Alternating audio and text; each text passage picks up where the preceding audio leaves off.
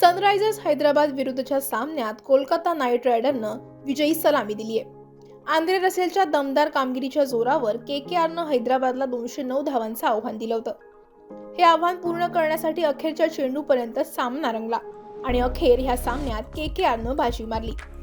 हैदराबादच्या हेनरी क्लासेननं दमदार खेळी करत सामन्यात रंगत आणली, तर दुसरीकडे धावांचा बचाव करताना केकेआरकडून हर्षित राणा हा हिरो ठरला.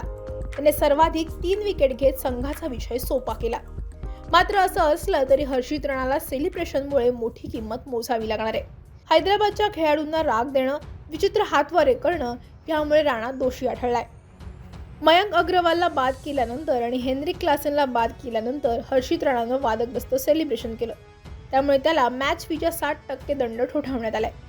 अग्रवाल सोबतच्या कृत्याप्रकरणी 10% तर क्लासेन सोबतच्या वादामुळे 50% कपात करण्यात आली आहे.